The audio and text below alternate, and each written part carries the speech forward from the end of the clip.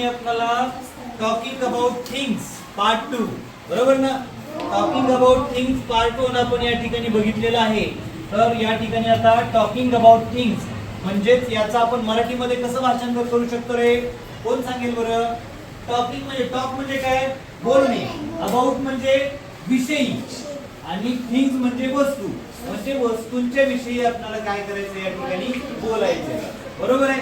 तर याच्यामध्ये आता काही शब्द या ठिकाणी दिलेले जे आता आपण बघा फळ्यावर लिहिले.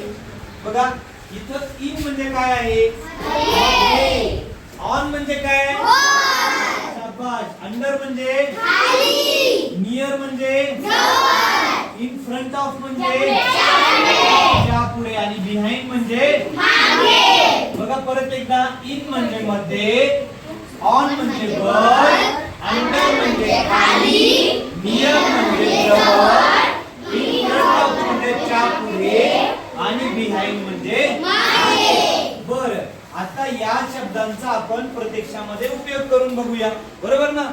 आता याचा उपयोग व्यवहारामध्ये आपण कसं करू शकतो बरं. समजा व्यवहारामध्ये आता आपण समजा इथं ही बॉटल आहे, बरोबर आहे. या बाटलीमध्ये काय आहे किंवा या बॉटल मध्ये काय आहे बरं, पाणी. मग आपण इंग्रजीमध्ये जर एखादं वाक्य याचं तयार करायचं असेल तर आपण कसं तयार करू शकतो. आपण पहिल्यांदा या इन चा वापर करून बघूया. इन म्हणजे काय, मध्ये.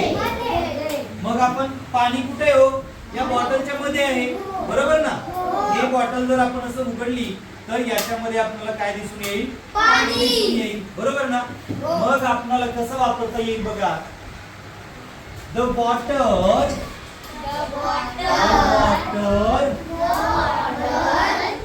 in the bottle.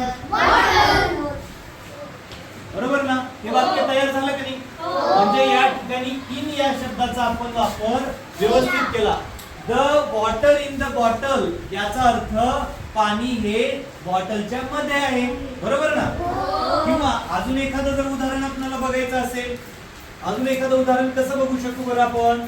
समजा आपला हे हेल्मेट आहे, बरोबर आहे. हे काय आहे, हेल्मेट आहे.